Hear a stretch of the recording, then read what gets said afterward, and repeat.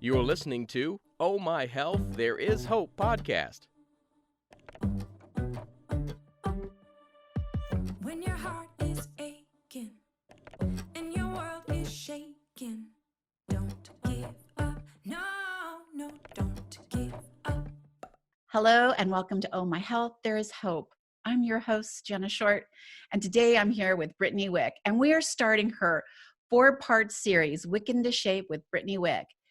Brittinie is a health and fitness coach and empowers all women through fitness and nutrition to gain confidence, lose weight, and celebrate the feeling of strong and sexy. And Brittinie, you are one of my absolute favorite people to talk to. You're so energetic. And for people who maybe don't know her yet, she is on her journey after having her second baby. And this girl is so real. Like, she's posting it all. So thank you for being on the show today and taking the 4 episodes for me. I appreciate it. Oh, well, thank you for having me. I'm like super excited. Let's talk a little bit about what you want to talk about today, because I've given you 4 episodes to educate the world on how you wick it into shape. Oh, yes. Well, wow. So there's obviously so much to talk about, right? Like, fitness, nutrition, mindset, accountability, goals, like it could just go on, right? But I mean, right now we're in the new year. We're heading into those spring months too.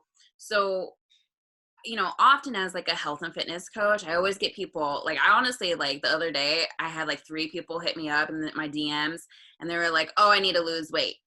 And so I get that all the time. I need to lose weight. I want to lose weight, but that's the extent of it.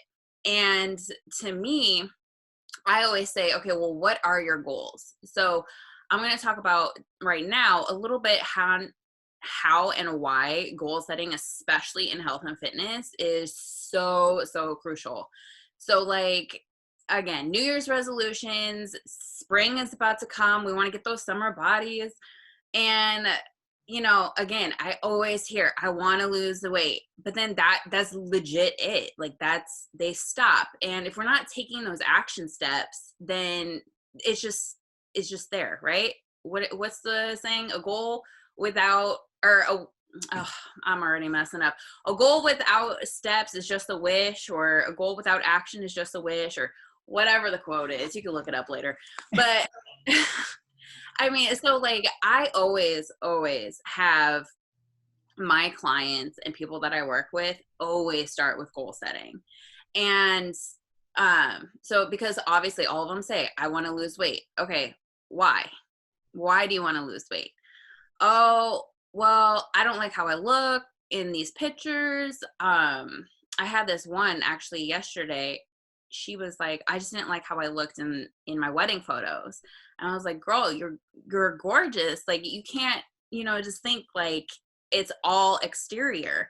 We always want to start from the inside, and then it's just going to come out on the outside. So again, starting with that inside, it's that goal setting. And, just finding out that why you want to do it. Like, why do you want to lose weight? Why do you want to, go to the gym? Why do you want to, whatever your health and fitness goal is, or eat healthy? Like, it doesn't even have to be just about weight loss.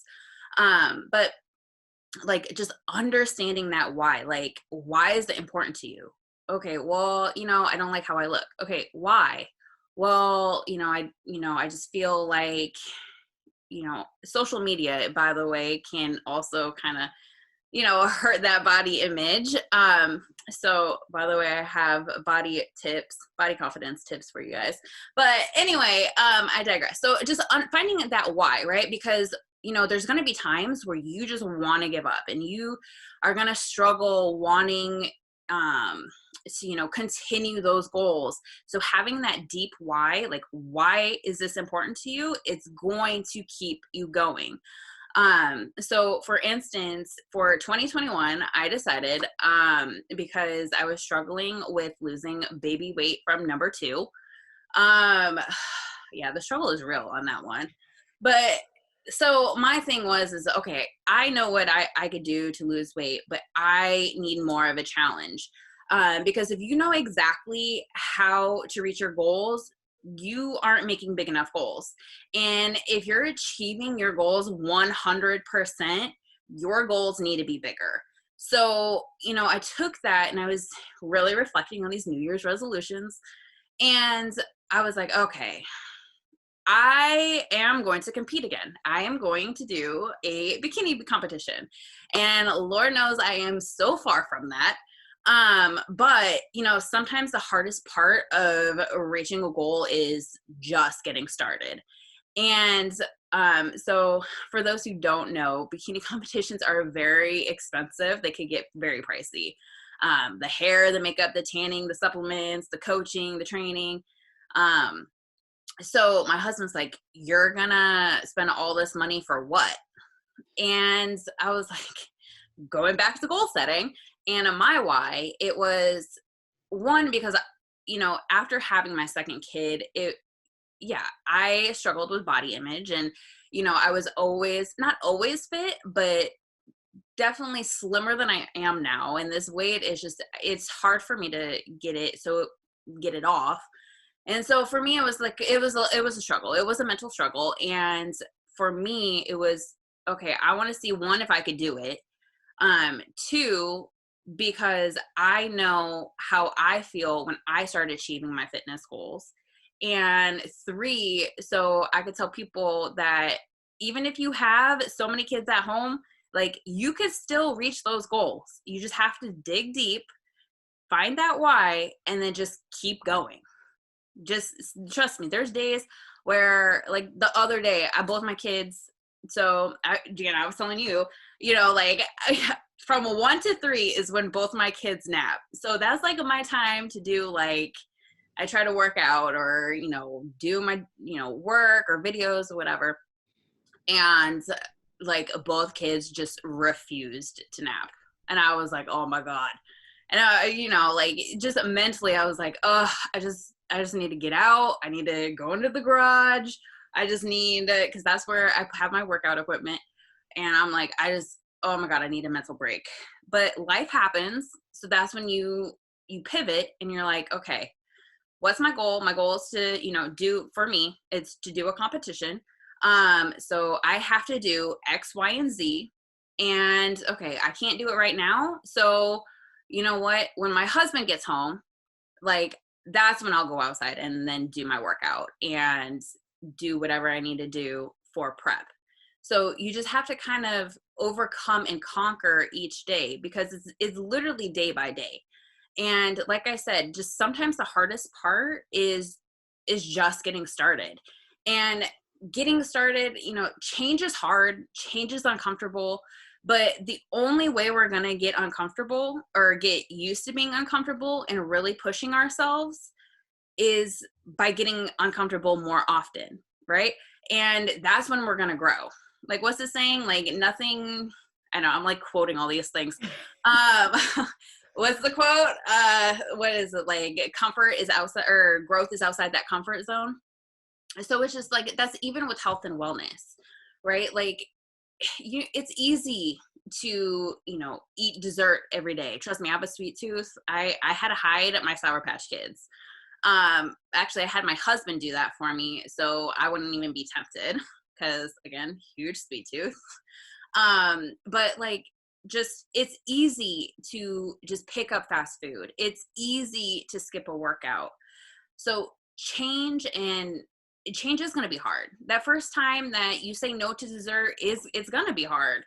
That day where you don't want to work out, it's going to be hard. Trying to get that motivation to, like, put on those workout clothes and head to the gym, head outside. It doesn't even have to be, by the way, it doesn't even have to be working out at a gym. Just moving or yoga or meditation. Like, it doesn't have to be just at the gym. For me, it's the gym. So that's why I'm just going to stick with that. But, it doesn't, sometimes it's just hard to get motivated. And, but once we start repeating a task, it'll get easier and easier. But it all boils down to really, really thinking about those goals and why you want to do it. Because it's, life is going to be thrown at you, and then you're gonna be like, oh, I don't have time for that. I can't do this because of X, Y, and Z. And then that's when I'm like, ugh, all right, girl, we got to really think about why you really want to do this. Because like I said, it's easy to just kind of put it on the back burner if it's not serving you. Like we're a community or a society, if you will, of instant gratification. So if we don't see, 10 pounds lost in like a week, we're like, ugh, I'm not going to get there. And it gets discouraging. So it's step by step, like it's progress over perfection. And I tell people that all the time, like, trust me, like, again, trying to lose this damn baby weight. Like, I'm like, okay, just trust the process. Like, go out there, work out, do your cardio, lift, or again, I'm just sticking with the whole working out in the gym because that's what I like. But again, yoga, meditation, whatever, just move your body. But it's just step by step. It's going to be that compound interest. All those small steps are going to just add up. So you have to write down your goals because writing it down is going to obviously be extremely powerful. So seriously, like write down your goal, your health goal, obviously make it smart. So, make it specific. Like don't say, I want to lose weight. Say, okay, I want to lose 30 pounds. Okay, then what's P? Or no, oh my God, I'm like, I don't even know what I'm thinking. M, measurable. Okay, so the scale, right, is a measurable thing, but the scale is only a tool, right? So for me, and I know with us women, we like always tend to stick with, seeing our number on that scale and we get discouraged. And I always tell my clients it's just a tool. So take progress photos, take measurements, because sometimes that scale might not move. But if you see your picture side by side, you could see, your waist coming in, you're becoming more defined or whatever. So, there's other ways to measure it than just the scale. Attainable. You can't lose 30 pounds in a month. Please, for the love of God, get that out of your mind. Fitness marketing right now is driving me crazy. Like you can't do that. So just, but that's a whole different podcast episode. Anyway, so just make sure it's attainable. Okay. So like say 20 pounds in 3 months, that's, it's realistic. Is it going to be hard? Oh yeah, absolutely. But it is attainable. You just, again, have to work hard. You have to do the work. Okay, so where am I? A, smart, R, realistic, right? So again, going back to the realistic. And then time, right? Time measurable. And this one's a huge thing. And it's extremely important. It's because if you don't have, say like a deadline, you're just going to keep pushing it back. And I think that for me, that is one of the reasons why I decided to do a competition for this year is because my second kid, she's, oh my God, she's almost 5 months. But yeah, holy crap. Man. Anyway, so like, I just, I feel like, I keep pushing back. I was like, I'll do it tomorrow, all this other stuff. But if I have a deadline, then I'm like, okay, now I really have to make sure, I'm hitting all my goals, I'm hitting all my efforts, all my actions. So by that deadline, I could achieve my goal. So I think that's another reason why I decided to do a competition, because one, I know the work that I have to do, but two, there's that deadline and it's measurable and it's realistic and all that other stuff. All the stuff that I just said. One of the things I wanted to tell you is that you're making the reason all these things fall into place and they have to be all done, you can't really miss a step, is she's creating that blueprint for your brain. And you're telling your blueprint or your brain, not that the goal, I want to lose 30 pounds. And it's like, well, how? What do I eat? Do I work out? What do I do? And the timestamp, so important, because how many of you, and I'm going to raise my hand on this, everyone wants to start the diet on Monday, right? Nobody wants to start the diet on a weekend. But then Monday comes and somebody comes over and they bring, I don't know, something delicious. And you're like, I started my diet. Well, I'm going to eat this. And you don't just keep back into your diet. I'll start next Monday. And because you never have a timeline, like there's no way for your brain to understand that roadmap unless you have a reason. And the other thing she's talking about is, creating that why. It's a goal that you have going to and why you want to accomplish that goal. But if you really, really know what your why is, it becomes a passion-driven purpose. And we've talked before about New Year's, people starting all these resolutions, and they're in the gym, and by Valentine's Day, they hadn't been there in weeks. And I just did a podcast, a solo podcast, where I asked everyone who still has their gym membership yet hasn't been there in 2 years, but you're too embarrassed to cancel it, because I'm that person. I still have my gym membership. I have not stepped foot in that gym in 2 years, and I won't cancel it because that means I failed, right? And if it's still there, there's still an opportunity for me to not fail, even though I know I'm not going to go. But it's so important for you to have those goals in your head and turn them into passion-driven purposes. And you know who I see in the gym? I see that bride who not only has a goal to fit in that beautiful gown, who not only has a why, she wants her husband to see her coming down the aisle. She has a deadline, right? And she has a passion-driven purpose. She's thought about this since she was a little girl. And they always hit their goal, and they go show up for their dress, and they bought it 2 sizes too small, and then they're still having to take it in, and they're like superwoman in the dressing room, right? I'm so excited. But yes, that it was so real to them, so attainable, that nothing was going to stop them. So that's why it's so important to do exactly what Brittinie's telling you. As a mindset coach, it's one of the things I work with my clients on, is chunking it down, and getting to where that passion about it is. And once you have that, you have a passion-driven purpose to move into that direction. And the other thing I love that you said that is so important, and one of the reasons I love you so much, is you understand it's not all physical. And you can be a sick, skinny person, or a sick, fat person. You can be a mean, skinny person, or a mean, fat person. The whole point is being better for yourself, feeling healthier, having more energy, understanding your relationship with food. It is more about the inside than the outside. Oh yeah, absolutely. If you take care of the inside, the outside is just going to come naturally. And I mean, and then, it's not even just, eating the nutritious food, or just getting your body moving. It's all, oh my God, body moving. It's also that mental aspect too. That mental health is so important. Just so if you're stressed out, like stress management, or just meditation or yoga, or just even getting that fresh air.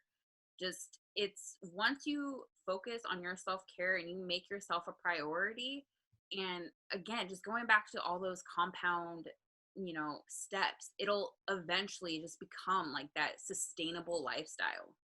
So just start from the inside, and I promise you it's going to come on the outside. And one of the other things I want to talk about is that number on the scale. And you're absolutely right. Women do measure their weight gain or loss, success or failure. By the way, there's no such thing as failure. It's just feedback on something you need to change. But on that number, and I know why, like those charts that tell us if we're in the normal range are based all on numbers and age or height. Those, when the doctor comes in, they don't say, what are your measurements? What pant size are you in? It's like, how much do you weigh? And so that number is what we put out into the world. And I know one of the things I do, and I've had people tell me all the time, it's unhealthy, but to me, it's not. But I get on the scale every single day. I have to stand on the scale every day. And they say that there's a problem then. You have a problem. But I'm like, I don't, because I would rather lose 3 or 4 pounds than lose 20 pounds because I wasn't paying attention. So if I enjoy myself for the holidays and I get on that scale and it went 4 pounds, like, ooh, I'm going to watch what I'm eating the next couple of days. I'm going to get out and walk a little bit more. But it's easier for me to maintain it. Honestly, I could care less if it went one way or the other. I've been all over in my many years. I'm going to be 60 in a couple months, and I have been all over the world. I know in sizes and in weight gain and loss. And I think I weighed almost 220 pounds when I had one of my babies, because I ate a lot, because, I was eating for 2. Literally 2 full-size adults. But yes, I've been all over it. It doesn't really, to me, it doesn't matter. What matters to me is how I feel. How much energy do I have when I get out of bed in the morning? How much energy do I have all day? Is it sustaining me throughout the day? And then I pay attention. If I eat something And I feel like cheese. I love cheese so much, but I Oh, notice every time I eat it, I'm sluggish. I can't think straight. I want to take a nap. And I know that dairy, I'm getting older. And as you get older, some of those things you really love are just not as good for you. And so I know that cheese is and dairy is moving out of my diet. So I've switched over to coconut milk, and I've switched over to even coconut yogurt, which by the way is, oh, cashew yogurt, delicious. So yes, it's so good. So I'm switching away from the dairy and trying to move more towards plant-based, because as you get older, your body starts telling you some different things, no more. And so I'm trying to listen. But I love the way you're doing your training with people too, because you literally are talking about lifestyle changes. It's not like, here, you've lost your 20 pounds, see ya. It's about a lifestyle change, a lifestyle of creating healthy habits, recognizing that it's okay to do things, in moderation. And I know you drink wine. Are you going to be able to drink wine into your competition? no, and that's I'm probably just gonna smell it. So like, because I just got off like 10 months of not drinking wine. I have And wine lip gloss, and it tastes just like wine. So I'll send you that. There's no for real? calories, and you just walk around licking your lips. Actually, I did do that one time for one of my competition. I'm like a huge pumpkin spice person, so like it was like a pumpkin spice like lip gloss, and I would put it on. And I'm like, oh yeah, this is like, Oh my goodness, that's crazy. I have to look into that. But yes, I know that you realize that you want to live the best life you can live. And sometimes that means having some wine. Sometimes that means eating your birthday cake. Obviously you won't be eating birthday cake if your birthday cake is between now and competition, because that's really hard when you're competing. I know friends who compete, and I don't think anybody understands what being in competitive mode is all about. I honestly could have never been that disciplined. You're so disciplined. It is, and it's a mental thing too, right? And it's just, again, going back to the whole weight loss goals. It's, making that change. And for me, if you asked me, well, obviously I was pregnant like last year, but say if I wasn't pregnant, if you like right after my kid and you said, oh, would you think about doing a competition? I would probably be like, F that. Like you have to know, you have to be disciplined, and you have to mentally make sure that you're ready. And because it's going to drain you. Like there are some days where I was, for one of my competitions, I was doing so much cardio. I was low on carbs. And I was like, is this even worth it? But then it just like, because people would bring in cake and donuts to work, and I'm like, oh my God, I just want like a small little bite. And then when you watch TV too, you honestly realize, like, once you're on a strict diet for so long, like you realize how many food commercials there really are. And Cooking Network, stay away from the Cooking Network. I can smell that coming through the TV. Oh my God, me too. So it is a mental thing, and it's again, but it's just going back to that why. Like for me, I have that deep driven why on why I want to do this. But if I didn't, yeah, I'd probably say, you know what, screw it. Like I'm gonna have a bottle of wine. Super Bowl's coming up, or like, and I'm a huge football fanatic, so like all that good stuff. But I'm gonna have to say no, and it's going to be hard, but remember, change is hard and it's uncomfortable. But I mean, you don't have to be in competition mode to, start that lifestyle change. And, as you were talking about, especially with, how foods feel, that's actually something like I really do preach to a lot of the people I work with as well. It's start realizing how food, like, how you feel with certain foods. So gluten, honestly, at first I always thought it was a fad, like that gluten-free stuff. I initially thought it was a fad, but it really does help with like inflammation, and it helps with your energy. And some people can't do dairy, and sometimes, again, just kind of like you said, you may feel sluggish. So again, not even having to do that competition, but starting to eat that, or eat a healthy, or having a healthier lifestyle by eating those more nutritious foods. Like you could feel your body just change. And don't get me wrong, I am prior to competition. Like you honestly think I'm going to pass up a glass of wine? Like F no, like, especially if it's rosé, hello, yes, please. So yeah, everything in moderation, you know, especially if you want to start that healthy lifestyle, do that 80-20 rule. As long as you're, you know, eating nutritious 80% of the time, enjoy that 20% of treats, like that cake or, you know, whatever it is, or that burger or the wine or the beer or whatever. And, you know, one of the things I want to touch on why I have you on the show is about what you touched on earlier is body image. And it's really sad to me because, and I know that I did the same thing, especially the younger me. The older me, as you get older, you just don't care. You really just don't. Like my butt is maybe touching the back of my thighs as I walk because it's old and it's not up where it's supposed to be anymore. But it's not that, it's not really, but it could be. But you just don't care. Like you're who's going to be in a bikini, right? At 60, you could be, but nowadays 60-year-old women do not look like they did when my parents and grandparents were 60. But we all go through that phase where we look and we immediately, our eyes go to everything we don't like about ourselves, right? Like I don't like these little love handles back here. And I don't like my face is starting to look older and I'm getting grays and I don't. But we don't ever rejoice or love the things that are freaking amazing about us. That, you know, I just wish that we would practice more self-love. I know a few years ago, I was like 4 years ago, I ended up having to have a double mastectomy, and the doctor was really worried because he's like, you're so young, and I'm not the youngest person for sure, but you know, he was going through all this thing. I'm like, it's not like I'm posing for, I've had all my children, so I'm through using them. And honestly, it's not like I'm posing for, you know, Sports Illustrated or something. I'm good. I'd rather be healthy. It's not about that to me. And by the way, the new rebuilt ones are like bionically beautiful. So I am okay with the new ones.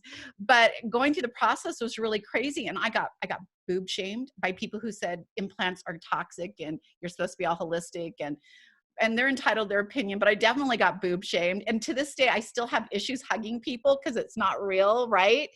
And so I kind of like hug, or I do a Duggar hug. But yeah, it's still a little awkward for me, but I can still look in the mirror and I'm so grateful I didn't have cancer. And I'm so grateful that, you know, I won't ever have breast cancer, and just grateful that they can create, you know, I remember years ago when you had to have a double mastectomy, you were left with big, nasty, ugly scars. And it's just not like that anymore. So I was really grateful that I still had my mounds. They were just different. Hey, you know, and like that's the thing too, is just like there's so many critics out there, and we always compare ourselves. So like, you know, I got mom shamed for not breastfeeding, and or you know, now there's several times I got mom shamed, but breastfeeding was like the number one.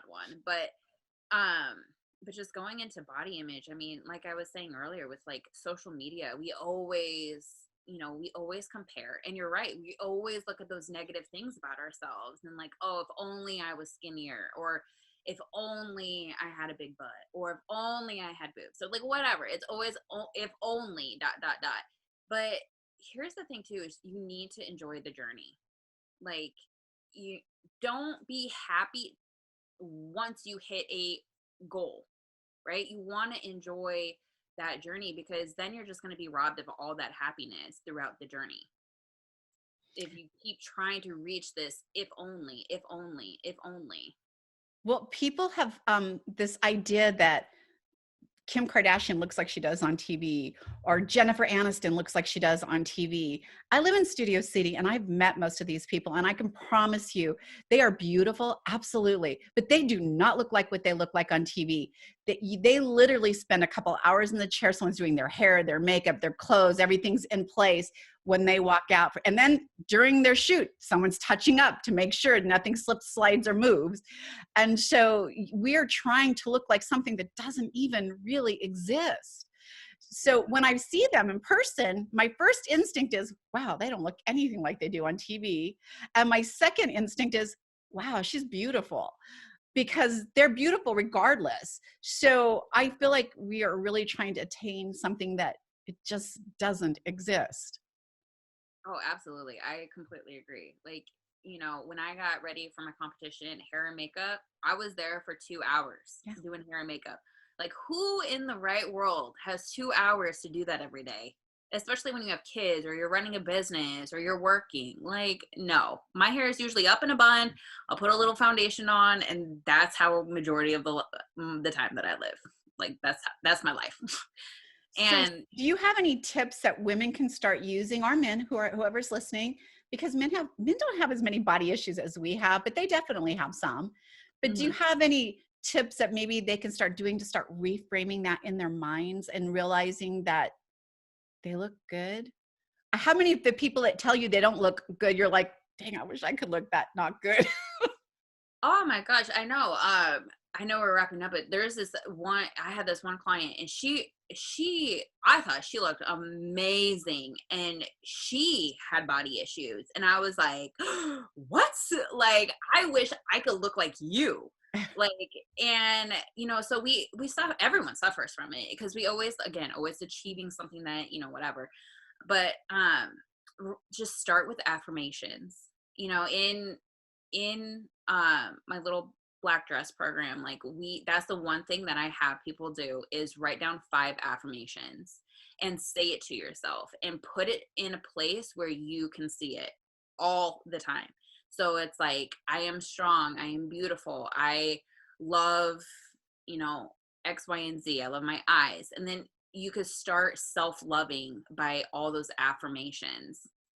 And then just if like social media, and I'm going to go back to that because social media is obviously everywhere and it's something that it really consumes our life.